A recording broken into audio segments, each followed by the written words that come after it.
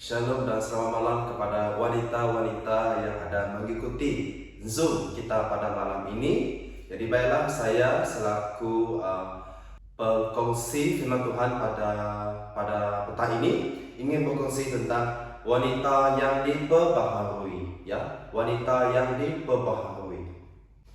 Mengapakah kita harus memperbaharui diri kita? Baru-baru ini saya telah renew insurans dan juga rotek kereta saya, dan saya harus membayar dalam jumlah yang agak banyak. Namun saya tahu bahawa inilah kos yang saya harus bayar. Seperti kita renew insurans kereta, kita harus bersiap sedia sebelum waktunya tiba. Kita harus periksa dokumen-dokumen kereta penting yang berkaitan. Dari mula kita membeli motor ataupun kereta, dan kita harus menguruskannya dengan segera. Dengan demikian kita dapat terus memandu di jalan raya, keselamatan kita dan kereta kita terjamin ataupun dilindungi. Kita tidak akan risau dan berasa tidak selamat untuk kemana-mana. Kita akan takut, ya, akan JPJ yang tiba-tiba akan menahan kita di tepi jalan raya. Wanita-wanita semua, bagaimanakah kita memperbaharui diri kita, dan apakah kesannya kepada hidup kita apabila kita diperbaharui, ya? Jadi pada malam ini saya mau membawa kepada wanita-wanita semua beberapa hal yang boleh kita lakukan supaya kita dapat memperbaharui diri kita. Yang pertama yaitu kita kembali kepada dasar, ya, kita kembali kepada dasar, yaitu firman Tuhan, ya, yaitu firman Tuhan ataupun Roh Kudus. Carilah Tuhan dan dapatkan pertolongan daripada Tuhan dan bimbingan daripada Tuhan. Membaca, ya, mendengar firman Tuhan, kemudian merefleksi atau merenungkannya. Anda boleh membaca Mazmur 119, ya, yaitu di dalam tengah-tengah. Kalau kita membuka kitab kita, ya, kamu membukanya, ya, ia terus pergi ke Mazmur. Jadi Mazmur merupakan kitab terpanjang di dalam Alkitab dan menulis tentang betapa pentingnya ataupun bernilainya firman Tuhan ini bagi kita, ya. Membaca atau mendengar salah satu cara kita tetap berhubung dengan Tuhan, dan dengan demikian hidup kita diperbaharui dari masa ke semasa. Jadilah seperti Maria yang mendengarkan ajaran Yesus dan tidak banyak khawatir atau sibuk dengan hal-hal di rumah. Bukan hanya membaca, Anda boleh menghafal ayat firman Tuhan, atau jika ada masa, Anda boleh mengikuti pembelajaran Alkitab seperti yang gereja Anda lakukan dalam kelompok sel atau kelas-kelas pembelajaran Alkitab. Apabila Anda mengambil langkah ini, yaitu kembali kepada dasar, yaitu firman Tuhan, Roh Kudus akan bekerja dalam diri Anda sewaktu Anda meluangkan masa membaca atau mendengarkan firman Tuhan. Kemudian Anda akan mengalami pembaharuan rohani dari masa ke semasa jika dilakukan secara konsisten. Fokus dan enjoylah ketika Anda membaca firman Tuhan ini. Dan yang kedua adalah berdoa, ya, berdoa. Berdoa adalah bercakap dengan Tuhan. Ianya termasuk pujian kepada Tuhan, bersyukur kepada Tuhan, pengakuan dosa di hadapan Tuhan, doa-doa untuk orang lain, dan yang terakhir berdoa untuk permohonan pribadi Anda. Berdoa adalah satu gaya hidup orang Kristen. Melalui doa kita akan dapat berhubung dengan Allah Bapa melalui Yesus Kristus. Doalah dengan jujur kepada Allah Bapa, bukan hanya permintaan-permintaan sahaja. Dengan berdoa kita dapat membina kerendahan hati dalam diri kita. karena kita berharap kepada Tuhan, bukan bergantung kepada usaha diri sendiri. Ingatlah, berdoa bukan untuk mengubah pemikiran Tuhan terhadap sesuatu, namun berdoa untuk mengubah pemikiran kita tentang siapa kita, apa yang kita lebih perlu, dan bagaimana kita dapat menyenangkan hati Tuhan, bukan diri sendiri. Sebagai contoh doa Hana, ibu kepada Samuel, doa Yesus di Taman Getsemani, dan bagaimana jemaat mula-mula yang berkumpul untuk berdoa kepada Tuhan. Bagaimana dengan doa Anda dapat diperbaharui? Yaitu dengan memulai berdoa dan menghadapnya, berkata-kata kepadanya, meskipun kadang-kadang Anda tidak tahu apa yang harus dikatakan, meskipun dalam keadaan yang sukar. Fokus dan bertenang dan berdoa. Wanita-wanita sekalian, yang ketiga adalah penyembahan. Penyembahan adalah memberitakan atau menyampaikan betapa besarnya atau hebatnya Tuhan kita. Penyembahan adalah bersyukur kepadanya kerana apa yang telah dilakukannya bagi hidup kita, kasihnya, karunia-Nya, dan kebaikannya yang kita terima dalam Yesus Kristus. Dalam dunia Perjanjian Lama, umat Tuhan menyembah dengan nyaring apabila mereka melakukan penyembahan. Mereka berkumpul bersama. Hana menaikkan penyembahan kepada Tuhan kerana Tuhan telah mendengar doanya. Kemudian penyembahan itu dilakukan dalam pelbagai cara, dalam pelbagai keadaan, dan tanpa mengira banyak orang atau sedikit yang menyembah. Penyembahan kepada Tuhan tetap dilakukan dan dinyatakan. Wanita-wanita semua, bagaimana penyembahan dapat memperbaharui hidup Anda? Anda boleh memulai penyembahan secara pribadi atau sendirian atau secara kelompok di dalam pertemuan gereja atau rumah Anda. Penyembahan tidak terbatas semasa hari Minggu sahaja.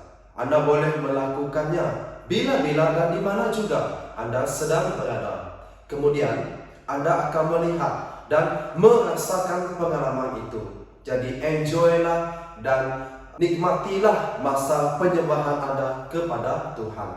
Dan yang keempat ataupun yang terakhir, apa yang kita boleh lakukan agar kita diperbaharui selalu, yaitu pelayanan, ataupun dalam arti kata lain, melayani Tuhan.